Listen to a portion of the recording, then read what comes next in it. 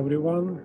Thank you for joining us for this summer School of Theology and for this fourth day, which we're anticipating, and we have several good speakers who will share their wisdom with us. And we also have today, it is an honor for me to introduce our first speaker today. This is Dr. Tabitha Kartika Kristiani. Tabitha is an ordained minister from Indonesia. She holds a PhD in religion and education from Boston College, Massachusetts, USA. Dr. Tabitha teaches Christian education, spirituality, and theology of disability at Dukana Wakana Christian University in Yogyakarta, Indonesia. She is a member of Ecumenical Disability Advocates Network of the World Council of Churches. Her research interests include disability theology, religious education, and Christian education. She authored the book titled Blessed Are the Peacemakers, a Christian religious education for peace building in the pluralistic Indonesian context. She has several academic writings besides that, both in English and Bahasa, which include also persons with disabilities in Indonesia. Today, Dr. Tabitha will share with us her research on the topic of shame and disability, an Asian perspective. Dr. Tabitha, it's an honor to have you with us. Thank you for joining our Summer School of Theology, and the floor is yours. So welcome. Thank you. Good morning or good afternoon and good evening for all of you in all over the world. Welcome to this lecture, and I'm very happy to be with you all.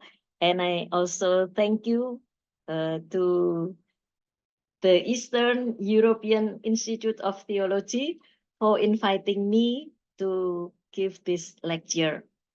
And as I told Xenia, I will provide the text of my lecture to all of you, just in case the connection is not good for someone or even from me. And also if my English is not that clear, I think the text will help. So Xenia, please give the text to the participants, and I will use also a PPT, PowerPoint, and it can be distributed to you as well. So you can have both the text and the PowerPoint, and I hope those will help you to understand better about my lecture, because I use an ecumenical English. English is not my mother tongue, so maybe because of my accent, you need the text to help understand better. So I will start my PowerPoint. Yep. Okay, I would like to start my lecture by quoting an Insta story portraying a conversation between a mother and a daughter who just found to have scoliosis. Why I give this example? Because I'm also a person with severe scoliosis. That's why what is happening today with this girl is very connecting with me. The daughter said like this, "Mom, I don't want to go to school anymore." And the mom asked, "Why?" The daughter said, "I am embarrassed. People will look at me and talk about me." Scoliosis can be defined as an abnormal side-to-side curvature of the spine that radiographically measures greater than 10 degree and usually is associated with rotation of individual vertebrae. So scoliosis is about the spine. Scoliosis involves vertebral rotation, which is more complex than simple lateral displacement of the spine due to muscle weakness or poor posture or bad habits of sitting, standing, unevenly carrying. This girl is embarrassed because her body shape is not like others. She is embarrassed if people look at her and talk about her.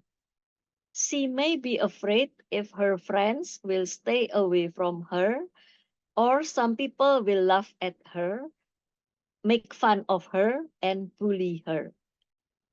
For teenagers, body appearance is very important as part of their identities. They pay attention to their appearance and want to be perfect.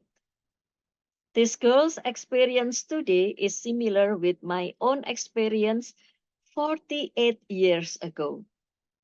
Being scoliosis during adolescence was not so easy.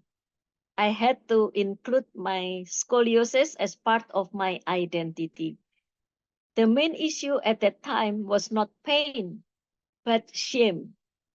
Like other young people, I also wanted to be fashionable, but the big rib hump on my right back made it impossible. I had to wear big shirts instead to hide it. So the question is, why she, or maybe I also did the same, why she is embarrassed to be a person with disabilities? Is there something embarrassing to be a person with disabilities? To answer these questions, I would like to analyze using the shame culture in Asia and then relate it to the issue of disability.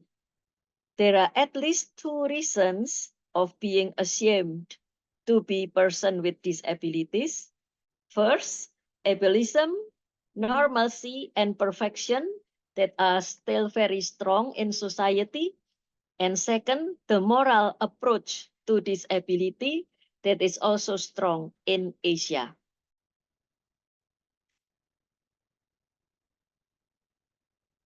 So I would like to continue with the second part, the shame culture in Asia. Asian cultures are collectivist by nature. Instead of using I, Asian cultures prefer to use we. As a result, Asian societies are often referred to as shame-based cultures, where social order is maintained through the use of shame. Shame is understood not only individually, but also collectively. If someone has done something wrong, the shame has stained the family name. Here, shame and honor are inextricably tied together. Asians learn early on from parents that everything they do, including school grades, achievements, careers, and relationships, is predicated on bringing honor to family. The honor for the family is also called saving face. Face is the equivalent of how one is seen or judged by another in the Asian cultures. The opposite of saving face is losing face. When a family member does something wrong or embarrassing, including anger, disappointment, sadness, bankruptcy, divorce, out of wedlock children, sexual issues, physical or mental abuse, domestic violence, addictions, and disabilities. Many Asians will try hard not to show any negative emotions or feelings of or family issues for fear of losing face. For example, in the film entitled Saving Face from 2005, which portrayed Asian American families, it is hard for a daughter to come out about her sexual orientation because it may cause the whole family lose face. This is the film. Maybe if you have time to watch it, it really portrays the Asian family. An Asian family or in average Asian family is like that. So we have to save our face.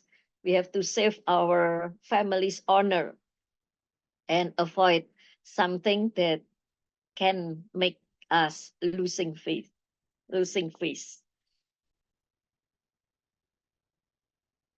In the Indonesian context, in the book entitled Javanese Human, written by Marbangun Harjowirogo, it is stated that a very important value in the Javanese culture is rumangsan, or self-awareness, which means a person must avoid things that could have a bad impact on him or her and the whole family or society. In the Javanese culture, there is a tendency to convey something that is unpleasant, so as not to offend the person's feelings, usually by using implicit or insinuating language expressions. In this context, it is understandable that a person with disabilities would feel embarrassed or guilty because he or she brings negative impact to the whole family. Actually, shame is not always related to guilt. An Indonesian scholar, Dr. Immanuel Gerrit Singgi, differentiates between Asian shame culture and Western guilt culture. He cites Norman Cross, who tries to analyze Christology from shame culture point of view, but he ends up with guilt culture point of view.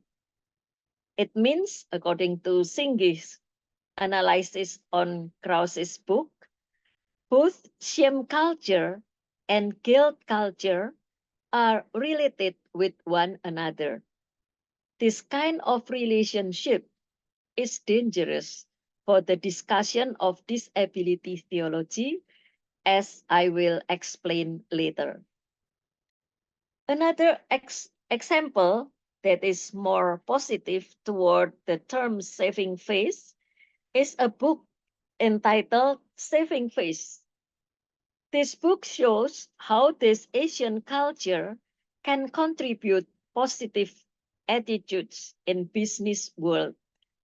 As a review says, Maya Hu Chan shares a blueprint for becoming a more empathetic, self-aware, and inclusive leader. Saving Face guides us to consider different perspectives, to think first and speak last, and to respect others above all else. This can be discussed with Erikson's theory of psychosocial development, which put shame in the earlier stage. This theory describes a series of 8 stages that take place throughout the course of life. It is like this. In the stage 2, a young child enters the stage of autonomy versus shame and doubt. in the age of 18 months to 3 years. According to Erikson, children at this stage are focused on developing a greater sense of self-control. If he or she succeeds, autonomy will develop. So autonomy is the positive side. But if he or she fails, shame and doubt will develop. So shame and doubt is in the negative side. This theory looks at shame and doubt as negative value in human life, which supports Asian shame culture. Asians need to rethink and discuss more about shame culture in order to look at it more positively. So we have seen that in many efforts, shame is usually portrayed as negative. So we need something more positive. The third part of my lecture is about the influence of shame culture to disability. Back to the question of why persons with disabilities are embarrassed, we can analyze from at least 2 points of view. First, regarding ableism, normalcy, and perfection. And then later, second, regarding the moral approach to disability. So the first one, ableism, normalcy, and perfection. In disability studies, there are 3 terms that have similar meanings and impacts, namely ableism, normalcy, and perfection. These terms need to be discussed because they have an impact on relationship or attitudes toward people with disabilities, namely negative or derogatory attitudes. In fact, these attitudes can still exist in people who strive for an inclusive community by providing facilities, infrastructure, and access to people with disabilities or various inclusion programs that people with disabilities can take part in. So, to dismantle ableism, normalcy, and perfection requires full awareness and deliberate effort.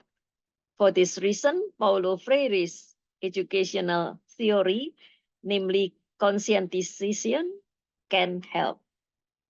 So the first one is ableism. What is ableism? Fiona Kumari Campbell defines ableism as a network of beliefs, processes, and practices that produces a particular kind of self and body, the corporeal standard that is projected as the perfect, species typical, and therefore essential and fully human. Disability then is cast as a diminished state of being human. She compares the definition with a similar definition written by Veronica Chouinard, who defines ableism as ideas, practices, institutions, and social relations that presume able-bodiedness and by so doing construct persons with disabilities as marginalized and largely invisible others. Both definitions show that ableism uses ability as a standard for recognize and categorize someone, which then discriminates against people with disabilities as people who are incapable. The processes of ableism, like those of racism, induce an internalization of self-loathing, which devalues disability. The process of internalization may make society unaware and consider it normal or that it should be. This makes the process of dismantling ableism not easy. The second one, normalcy. Normal standards are still used by many people. In these standards, people with disabilities are considered abnormal. This then gave rise to efforts to return it to normal levels, especially through medical methods, as well as through non-medical methods, such as exorcism, which still occur in Indonesia. People with disabilities are often discriminated against in various ways and are targets of bullying, abuse, and other forms of intolerance and violence. All of this happens because people with disabilities are considered different from normal standards. Therefore, to eliminate normalcy as a standard, society needs to accept and respect differences. Davis explains that the word normal as constituting conforming to, not deviating or differing from the common type of or standard, regular, usual, only enters the English language around 1840. So not before that. And the word normalcy appeared only in 1849 and 1857. So this term, the term normalcy is very new in language. The concept of norms implies that the majority of the population must be part of the norm. Therefore, people with disabilities will be considered deviants. Tanya Titschkowski and Rod Michalko, sorry if I pronounce wrongly, argue for the need to rethink normalcy as the only standard of life, by which each person should be measured whether he or she has a good life. Because in it, disabled people become passive objects in many scientific disciplines and are recognized as inferior.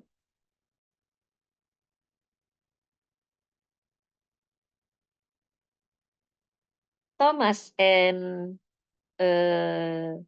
Seculario dismantle the concept of normality in the context of how people with disabilities live their daily lives. They quote Davis, who argues that to understand disability, we must revisit the concept of the norm or normal body, because disability is still considered as disruption, a rebellion against the visual and normal state. A universalized disability classification is problematic because it denies bodily variation. The chapters in the book they edited show that in everyday life, people with disabilities live normally, despite the complexity of different and unique conditions resulting from various disabilities. So what is normal? That is the question they try to answer. The third one is perfection. Perfection is usually related to physical appearance. Quoting Leo Kaftos, Andrew Sparks et al. Explains there have been 3 periods of organized bodybuilding culture over the last 130 years. In the early period, the 1880s to the 1930s, bodily perfection was a set of objective ideals based on ideas of grace, balance, health, and moderation. In the middle period, 1940s to 1970s, Body Perfection had an open project, namely the celebration of muscle for muscle and the view that big is not, but bigger is better. That big is good, sorry, that big is good, but bigger is better. In the late period, from the 1980s to the present, Body Perfection is spatially and temporarily dependent, varying from one individual to another or the same individual at different times. Today's Body Perfection is the production and celebration of the contemporary, hardcore, extreme, and grotesque body. From this explanation, there is no single standard for body perfection over time. The standards of perfection are always changing.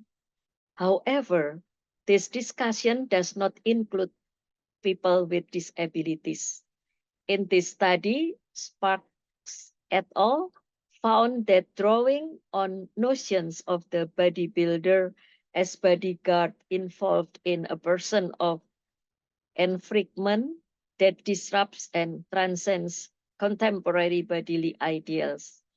Here, variable self-reflexive bodybuilding projects can accommodate contingent conceptualization of perfection, including disability, with implication for disabled bodies and identities more broadly. Although the understanding of bodily perfection changes from time to time, the standards that apply to people with disabilities are usually the same, namely standards from early times which say that bodily perfection is a set of objective ideals based on notions of grace, balance, health, and moderation. Based on these standards, people with disabilities are considered imperfect or in an embarrassing condition. This causes people with disabilities to feel ashamed of their own bodies, which are considered imperfect. This also causes parents to decide to abort their unborn children who are known to have disabilities. In fact, in Greek, the word translated perfect is teleios, which means human integrity and virtue, or fully grown, adult, full age, mature. In a Bible verse, Jesus said, "Be therefore perfect, even as your Father in heaven is perfect." Matthew chapter 5, verse 48. This means that Jesus' disciples must grow to maturity with integrity and virtue. That does not mean someone should not have any defects, as many people would think. And then we come to the second analysis, the moral approach to disability. A psychologist, Rhoda Olkin, looks disability from moral, medical, and social models. The moral model understands disability as a defect caused by moral lapse or sins, failure of faith, evil, test of faith. The medical model sees disability as a defect or failure of a bodily system that is inherently abnormal and pathological, whereas the social model explains disability as a social construct Problems reside in the environment that fails to accommodate people with disabilities. These three models show paradigm shift from individual, the moral and medical models, to the social model. So we can compare these three models with this chart, but our focus is only on the moral model. The meaning of disability. Disability is defect caused by moral lapse or sins, failure or of faith, evil, test of faith. And then the moral implication, the disability brings shame to the person with the disability and his or her family. The sample ideas, God gives us only what we can bear, or there is a reason I was chosen to have this disability. And this is real in my own experience. Origins, oldest model and still most prevalent worldwide. Goals of intervention, spiritual or divine, acceptance. Benefits of model and acceptance of being selected, a special relationship with God, a sense of greater purpose to the disability. Negative effects, shame, ostracism, need to conceal the disability or person with the disability. Unfortunately, in many Asian societies, the moral approach is still strong. Whenever a baby born as a person with disabilities, other people start to ask, what's wrong with the parents? What sins they have done? Their faith is weak. It is the work of the evil spirit. It is a test of their faith. Because the moral approach is judgmental, disability brings shame to the whole family. Therefore, they hide their children who are persons with disabilities for the rest of their lives. Other people may know about those hidden children, but they keep silent and think that it is a private domain of the family that others cannot intervene. The moral approach can bring shame, less self-confidence, and less opportunity to them to participate in the life of family, church, and society.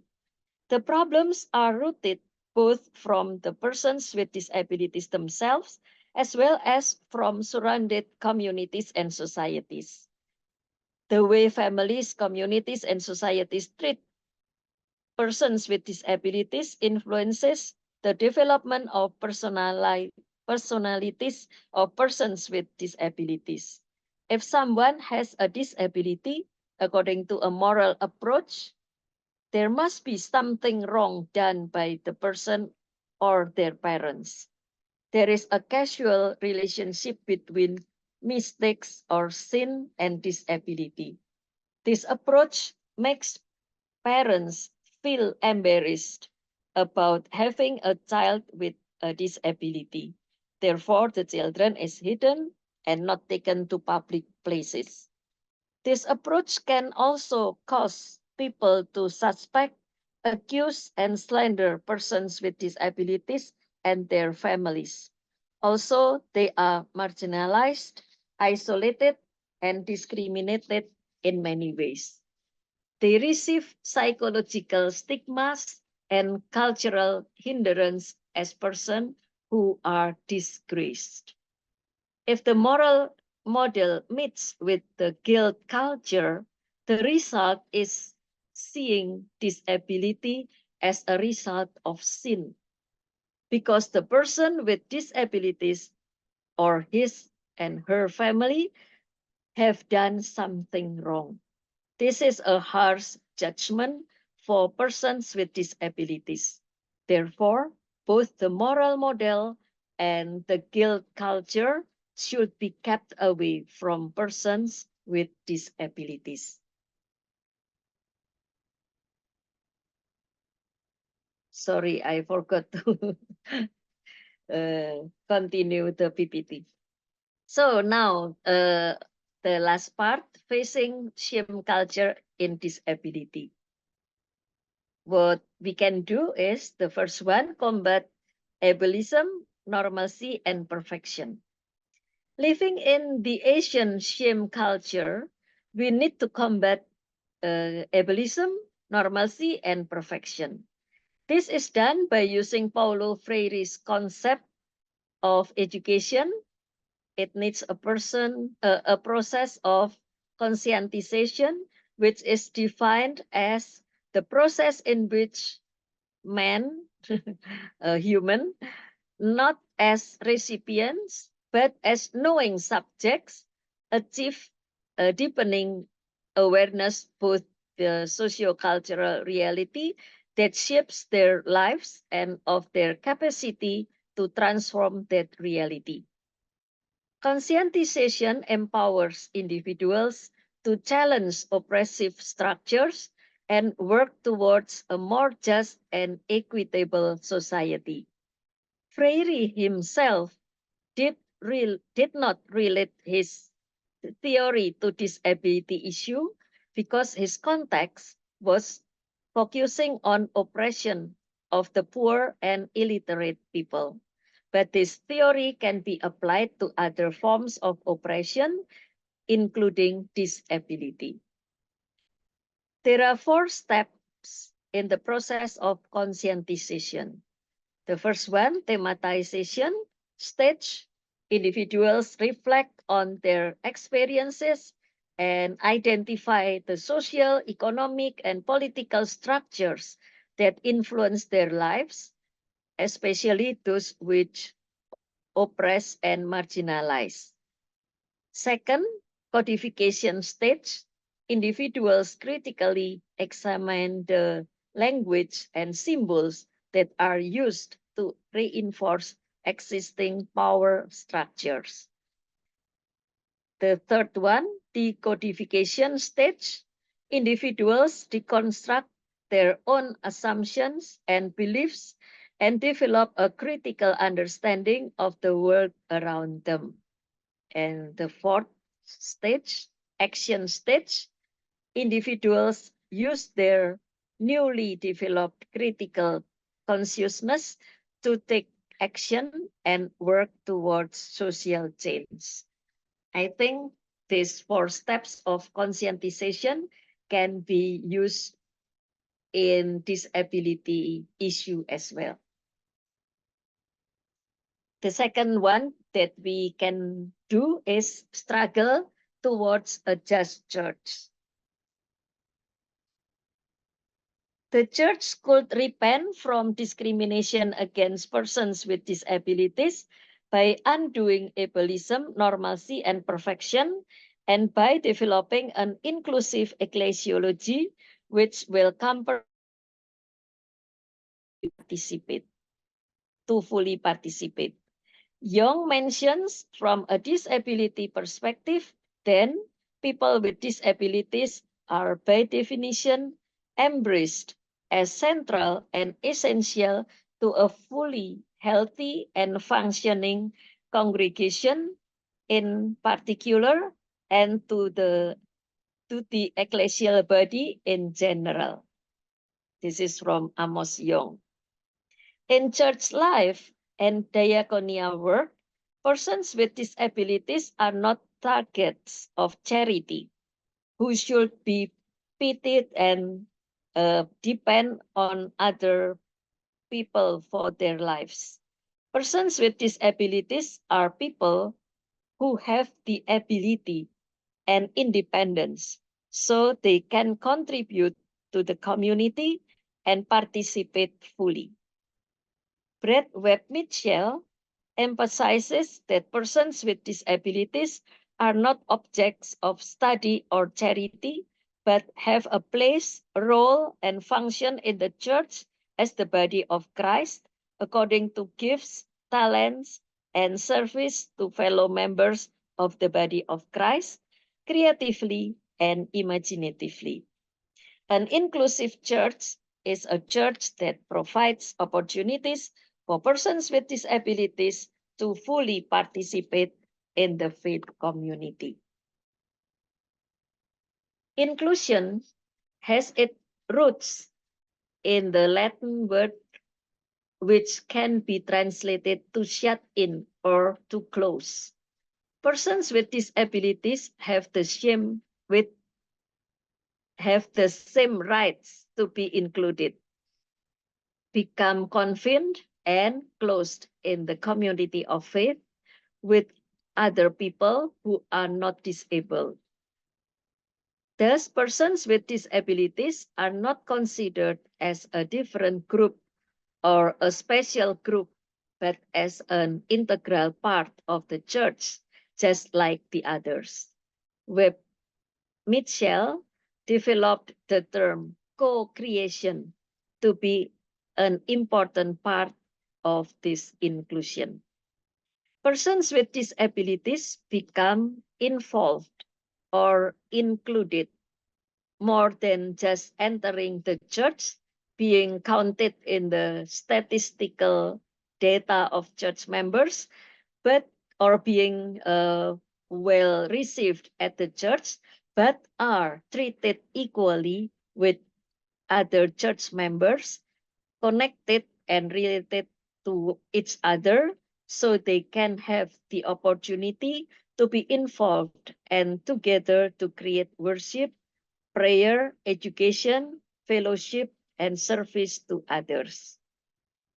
Therefore, the church must adapt, rethink, reimagine, and reconsider what is considered normal in worship, prayer, fellowship, education, and ministry to provide a place for persons with disabilities.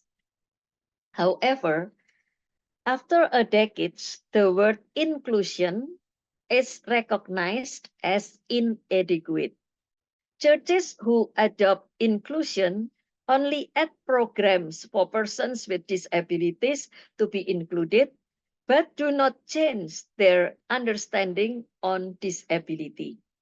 Ableism, normalcy, and perfection are still strong in the church. As a result, they look at persons with disabilities as a problem to be solved with church programs. They could not see that the problem was not in the persons with disabilities themselves, but in the concept of ableism, normalcy, and perfection they hold. Therefore, the latest discussion is how to move from inclusion to justice. The church repents and transforms herself to change ableism, normalcy, and perfection to justice. The struggle for justice for persons with disability changed the way people in the church with and without disabilities live together. Erin Rafty shows through her research with an ordained minister with cerebral palsy that inclusion and belonging are not enough for the church and welcoming persons with disabilities. She argues belonging may not be the sign of Christian community that we imagine it to be, in that it often demands much more of disabled people than able-bodied people to fit and conform to a norm and standard that is not Jesus.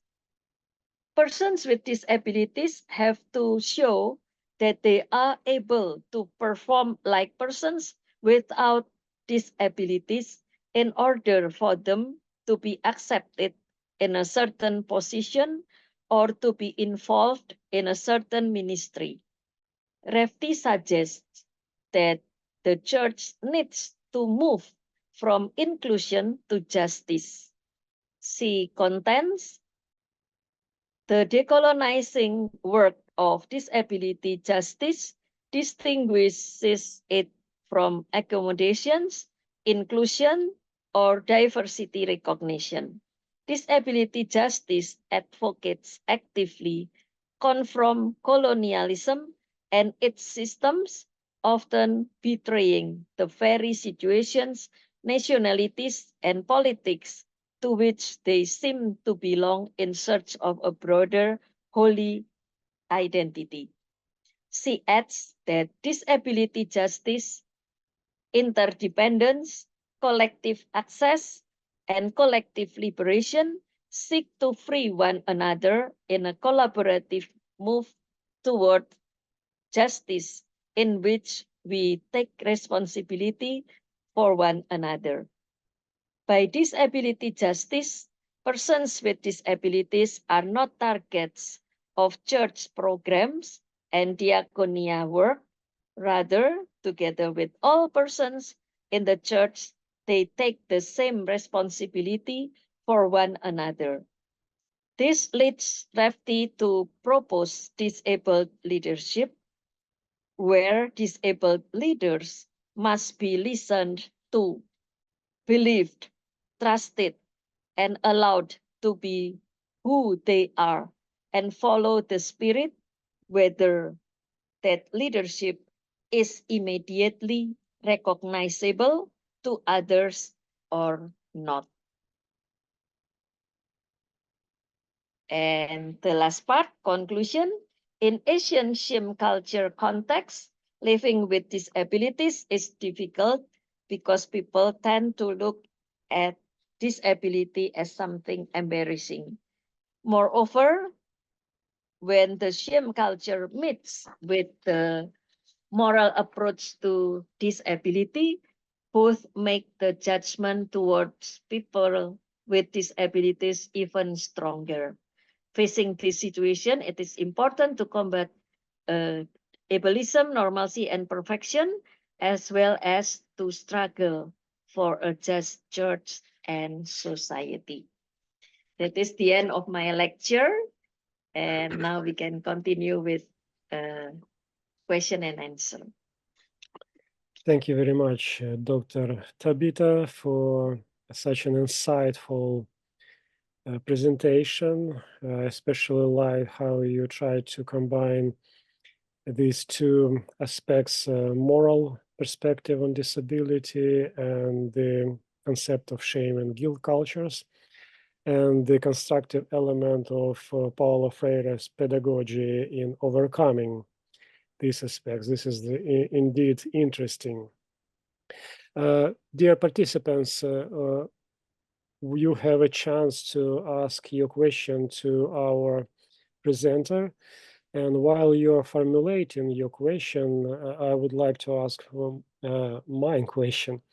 Dr. Tabita, at the end of your section on moral model, you mentioned that if the moral model meets with the guilt culture, the result is seeing disability as a result of sin, because the person with disabilities or her family have done something wrong. Could you please expand a little bit on that? Because technically guilt is kind of related, guilt culture is more like seen as individualistic. And you address here family, which is more communal aspect. Appreciate your response. Thank you. Yeah. Okay, so guilty culture is more individual. So who did something wrong must be, maybe he or she has a kind of has to be responsible for that wrong deed. But shame is not always about guilty, but something that is misplaced. It should not be like that, but it happens. So actually, shame culture is not exactly the same as guilty culture. That's why for me, it's problematic if we put together shame culture and guilty culture because it means that something that makes us shame, it is because we did something wrong, because we feel guilty. But shame is not like that. Not always we did something wrong to be shamed. So yeah, shame is broader than guilty, because except guilty, we still add with something else about shame. That is the problem, especially in Asia. We talk about the shame culture because we put everything, oh, that is shameful. We feel embarrassed to be like that. But what is wrong with my disability? Did I do something wrong that made me a person with disability or a person with scoliosis? At that time, when I was found with scoliosis, I was asking myself, what did I do wrong? Maybe I did something wrong, and it's not healthy for my personality, because after that I try to pity myself, or I try to say that I did something wrong. So I try to trace back to my childhood. Oh, maybe because I didn't like milk. I didn't like to drink milk. That's why I had scoliosis. But later on, I found out that people who like to drink milk, they still can have scoliosis. So it's not my fault. But because of the we put together shame culture with guilty culture, it came up like that. So I think this is not healthy for persons with disabilities, shame and guilt, because we do something guilt. That's why we feel shame, because sometimes we feel shame without something that we did guilt in the past. I don't know whether I answer your Yeah, thank question, you. or It's a we little bit can clearer. continue. It's a little bit clearer now for me. So technically speaking, when Jesus when disciples asked Jesus about a man who was born blind, they actually were addressing the guilt.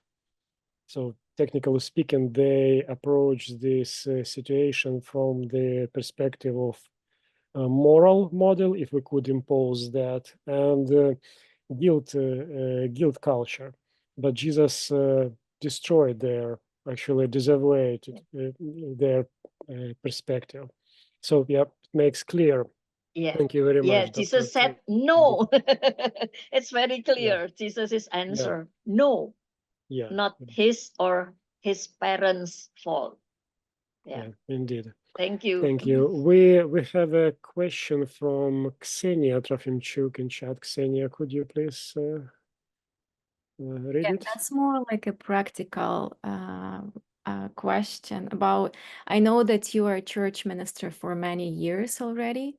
So it's interesting how in Asian context, Indonesia, you maybe through liturgy, sermons try to deal with this concept of normalcy and perfection, try to deconstruct them in some way. So more in a practical dimension, maybe you can just share some examples through your church, and yeah, that would be interesting. Thank you. Yes, thank you. So practically, how I try to dismantle ableism, normalcy, and perfection by explaining to the people in the church that those three concepts are not true. We don't have something, an example about the ideal, something ideal. Because in the Bible, even we cannot find an ideal family, for example, because God knows that there is no perfect example, perfect person, or perfect family in reality. So don't think about something that is normal, able, and perfect, because those concepts are not true in reality. Normalcy, what is normal? For persons with disability, that is normal. Why other people should say that it is not normal, it is abnormal? Because for persons with disability, that is normal. For me, to be like this, it is normal for me. So other people cannot judge that I'm not normal according to their own measurement. And also ableism, that everyone is able, maybe in different ways. Someone does something, but they are equal. Everyone is able. And then about the perfection, yeah, it's very clear from the Bible. God doesn't say that we have to be perfect, like no defect at all, that we are really perfect. No, there is no perfect human beings. We are all sinners. We are all not even a human being, but human becoming. We are still in the process. So that's why there is no such a perfect person in this world. Yeah, we have to educate people in the church little by little, and always repeat and continue and repeat again, remind them again through the sermon, through the Bible study, and through our conversations.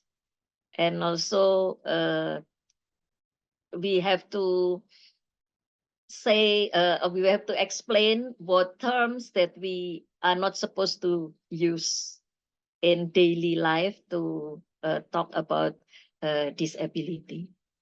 So there are many things that we can do, and the Ecumenical Disability Advocates Network programs, the main programs are two. The first one for seminaries to have or to offer theology of disability subjects, and also the second one for the church to be more inclusive church, to include persons with disabilities. Yeah. Thank you. Thank you. You're Thank you, welcome. Ksenia, for your question, and Dr. Tabita for your answer. We also have a comment from Alex.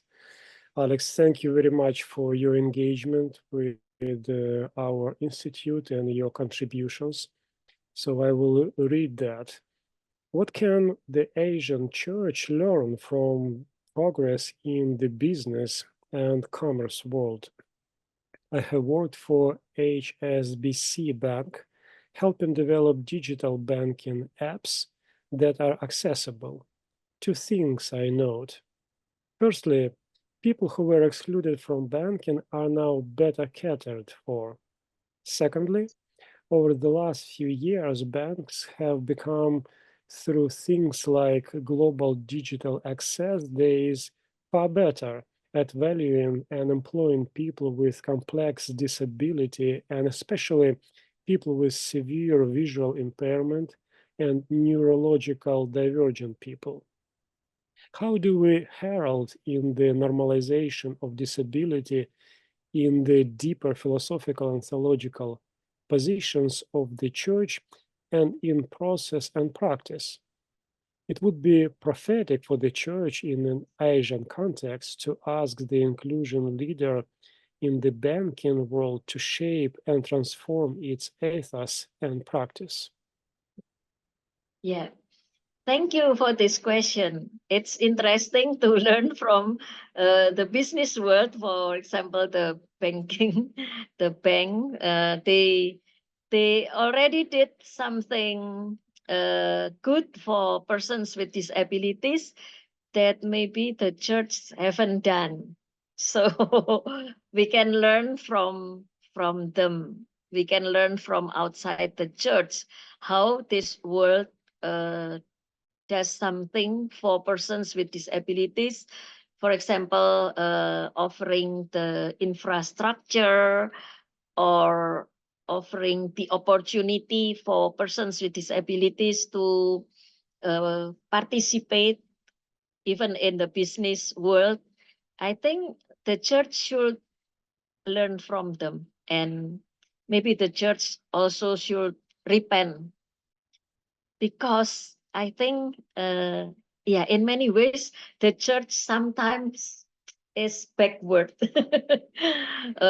from the world, but also maybe the church holds the perfection, normalcy, and ableism. So, because of the theology of ableism, normalcy, and perfection, the church doesn't want to talk about disabilities, or the church doesn't give enough place for persons with disabilities, because God is perfect. Everyone should perfect. God is able. Everyone should able. Because God is normal. Everyone should be normal.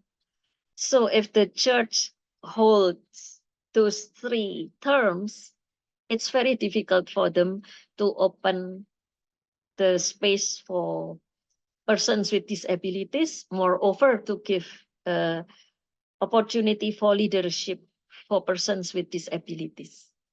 It's still hard in many churches to have persons with disabilities to be pastors, to be ordained. So yeah, the church still needs to walk that far to reach that inclusion community. So I think we can learn from the bank, from the business world, so the church can repent and give place for persons with disabilities. But I think the theology should be renewed. We need theology of disability for the church to change herself to be more open. Did I answer the question, or you need more explanation?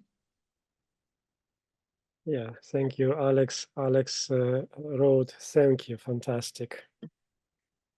Thank you, Alex. We also have a question from our participant, Paul Yap. And Paul, you have a comment and a question. Could you please combine that in a shortened form, please? Thank you. I'm sorry, I didn't follow. Yeah, sorry. Which one? Yeah, I was a bit late, or not a bit, quite late. Yeah. So there was a slide somewhere about 30 minutes after you started the sessions. Okay. There's a slide that you show the three models of disability: moral, social, and it's not social, moral, Medical and social. Moral, medical, and social. Yeah. Then the title of the table, you have a word bracket in the bracket, OLKM. What does that mean? Olkin is the name of the person who developed this or who writes this article. I can show you the. All right, it's all right. Yeah, that is the name of the writer. This one, Okay. Olkin. Olkin is the name of the writer of an article. If you follow the text of my lecture, you can find the whole Yeah, which I didn't. title Yeah. of this article. Yeah, Yes. all right. Yeah, Thank you. all Thank right. you. Ksenia, could you please duplicate the post of the paper of Dr. Tabitha for Oh, those who yeah. were Yeah, I a did. bit late? Yes. Yes, Yes. thank you very much. So, Paul, Thank you you, can Xenia. actually download the text of the presentation and read it when you have time. Yeah. And we appreciate Thanks Dr. very much. Tabitha for providing Yeah. this paper for us. Yeah. Next You're welcome. question. We have a question from Evan Hunter. Evan, you're with us. Could you please ask your question yourself? Absolutely. Thank you, Dr. Tabitha. It was fabulous Hey. Yeah. lecture and greatly appreciate just bringing in the various contextual angles on this. I greatly appreciate how this idea of ableism, normalcy, perfectionism kind of creeps into all of life, but especially the church. And the fact that it's such a sort of unconscious or subconscious dynamic, I think, often there. Are there any sort of practical exercises or ways in which a local church can kind of identify where that bias manifests, where it's evident beyond some of the obvious things, right? I think we've become better at physical accessibility to the building, but as you've described it, there's a much deeper bias that I think exists in many of our individuals as well as our churches. How can we kind of test out the waters and figure out where that creeps up and can be harmful to our communities? Yeah, it is not easy because there are, for example, there are many gospel songs that portray God as God the Almighty. God is able. God can do everything. So the ableism is getting stronger because of that concept that God is always strong and able, and we can be strong and able because our God is strong and able, something like that. Usually we sing two songs that God is perfect, God is able, God is normal. That we can see that God is the model. That's why we have to be strong, we have to be perfect. So yeah, we have to be we have to be we have to be what we have to be critical, to everything that we use in the church as our language about God, about the church, about people, because that theological concepts can shape our attitude toward persons with disabilities. So I think not only the practical way, like let's give access for persons with disabilities, that is also important, but it's not enough because we have to reconstruct our theology. And it is not easy to to undo the theological concepts that we are growing with. And sometimes people don't want to do that.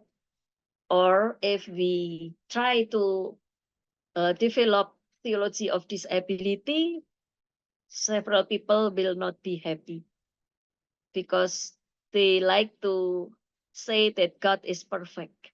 If we say that God is vulnerable, maybe we will be judged as blasphemy because we are very critical with that concept, the concept that already exists all the time.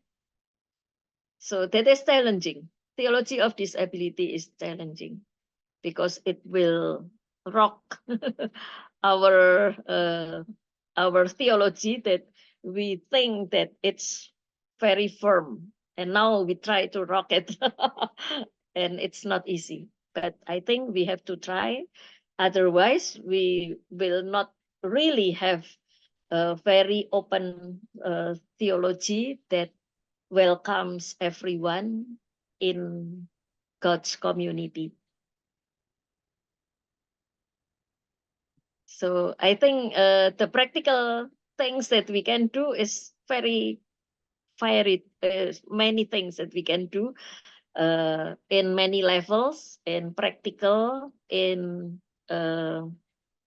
daily life, but also in our concept of God, of human beings, of the world, of our relationship, and so many concepts that we have had so far.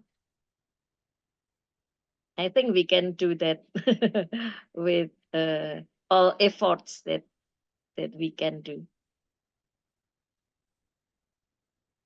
Or maybe you can give some ideas as well. How to, Evan, could you please share your perspective, maybe? yeah. Sure. I'm not sure on some of the practical. I do think this idea of where are the places that it creeps into theology and that theology takes action is a good reminder. Because I think it is often a subconscious dynamic of our theology and therefore our anthropology, and how we treat others. So I find this a challenging piece of where are those places where it kind of creeps in ways that can be harmful, or ways, as you said, that tend to express a lower worth of individuals unintentionally, but very harmfully. So yeah, thank you for that. And our worship is probably one of those, right? It's a place where we express a lot of theology, but often uncritically. And so thank you. And also just thinking of how we do child dedications or any other thing. There are moments where we celebrate some of the able, normal, perfect language, unconsciously perhaps alienating others and devaluing them in ways that aren't at all in line with, I think, what we want our deeper theology to be. So thank you. Yes.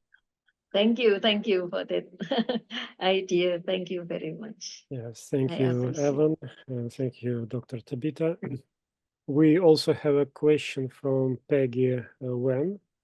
Peggy, if you're with us, could you please turn on your mic and ask your question?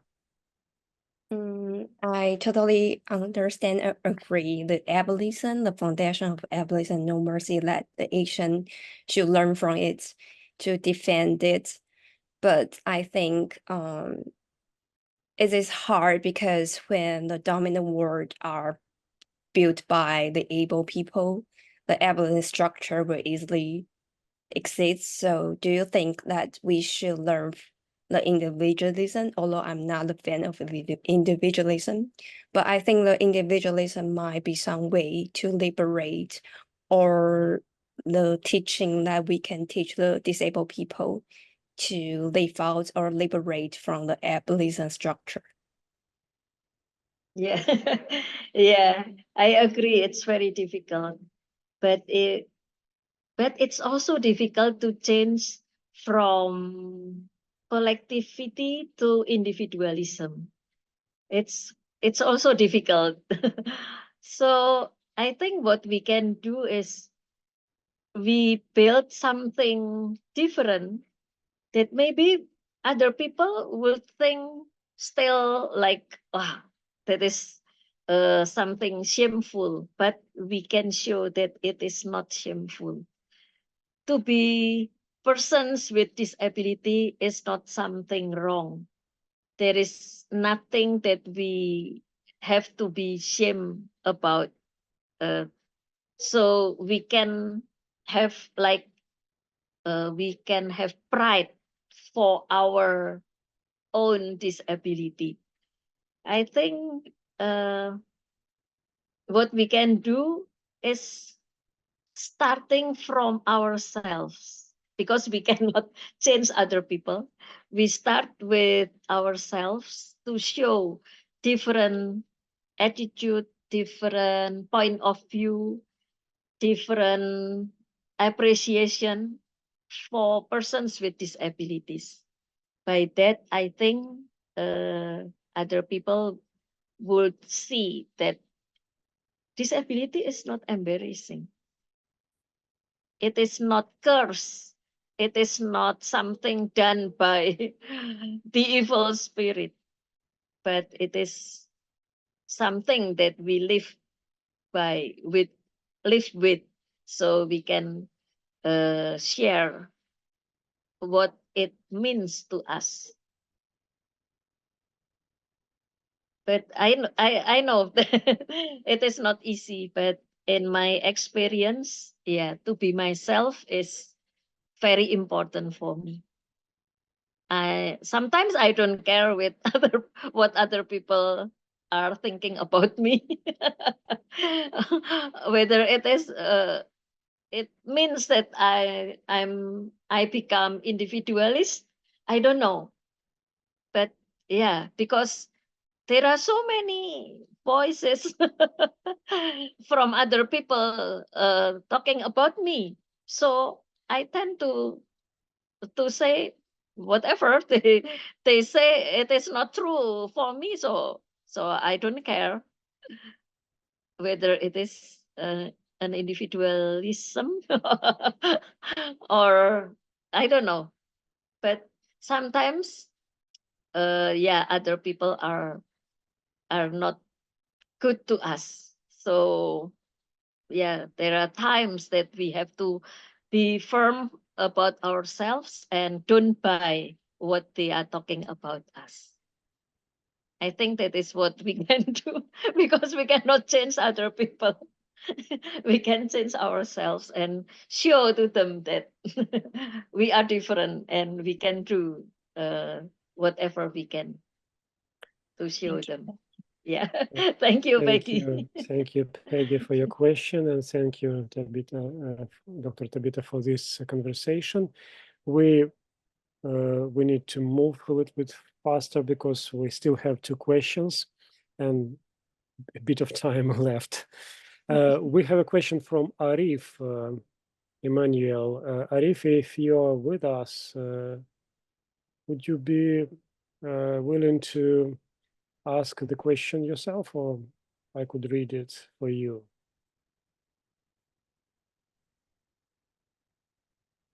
Thank you so much, and good evening to all of you. I'm Arif Emmanuel from Pakistan, and I'm very happy to be a part of this session. First of all, I'm thanking you for your very good presentation, and your lecture is very relevant and connected and contextual in our context of shame and honor culture we are living here in Pakistan. My question is this: at the end of your presentation and in script, it was written, just church word was written. What practical steps a church needs to observe to become a just church? And somehow I have also got some answers from previous questions, but if you can highlight some further input on this. Yeah. Thank you. Okay. Thank you, Arif. I think to be just church, we have to give opportunity for everyone, not just to participate, but also to lead, to be leader in leadership. And if it happens, I think we do justice for other people. Because usually churches give places for persons with disabilities, but not in leadership. They can come to this program and that program and special program for persons with disabilities, but not in leadership position. I think if the churches can give opportunity for persons with disabilities to lead, to be a leader in the church with the style that they are, as they are, I think that is the just church.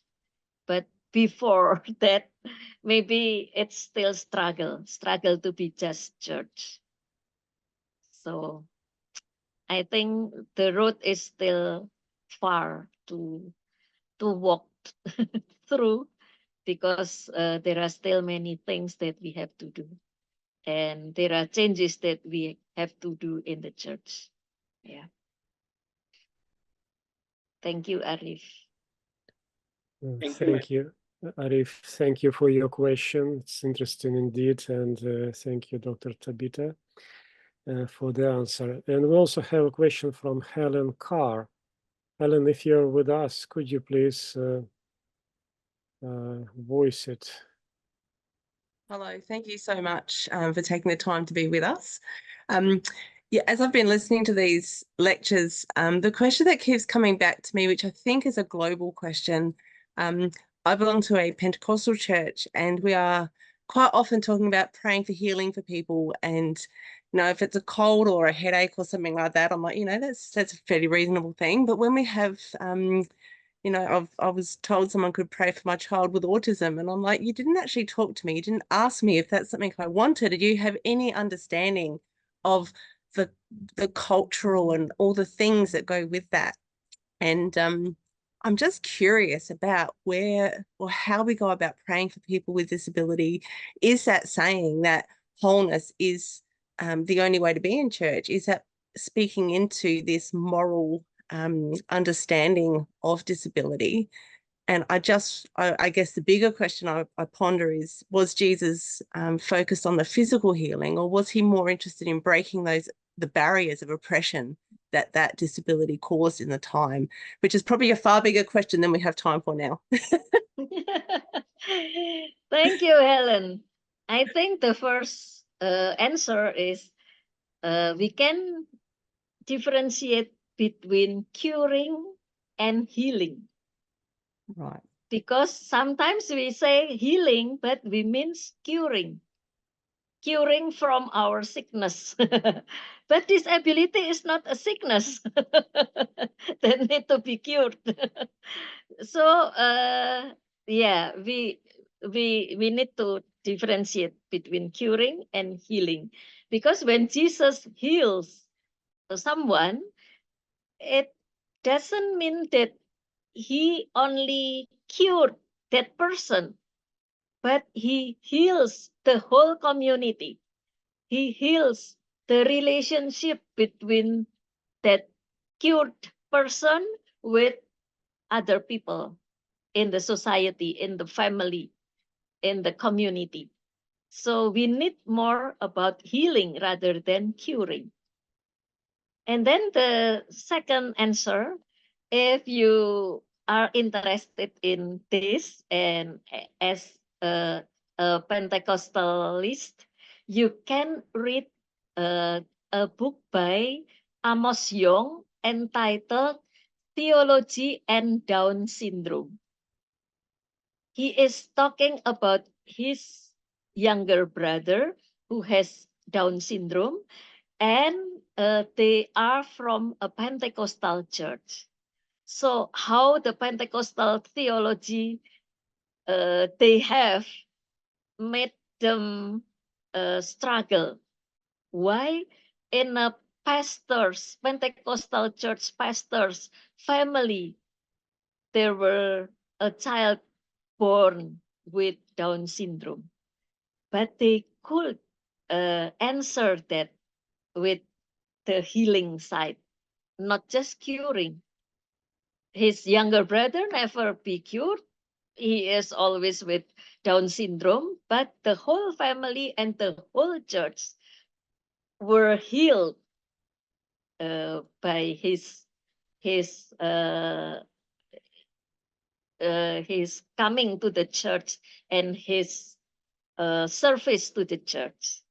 So I think the book Theology and Down Syndrome fits for you, I think, because you come from the same church background with Amos Yong, and how Amos Yong's father is a pastor, and Amos is also a pastor, and his younger brother has Down syndrome.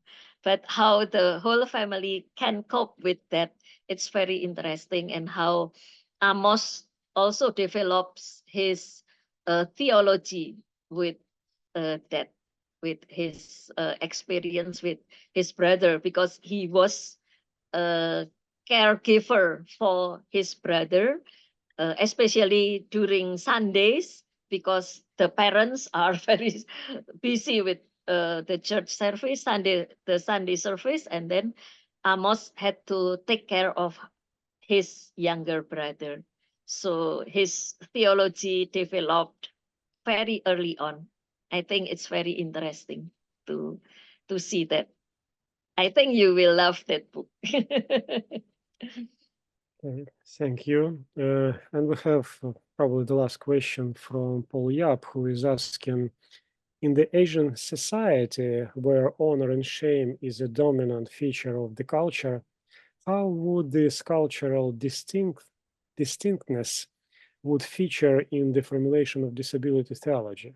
In other words, how would a disability theology that has been or should be contextualized within an Asian society with its strong sense of honor and shame culture, different from a disability theology that arises from a Western society with its own strong sense of individualism? Thank you, Paul, for this wonderful question. Yeah,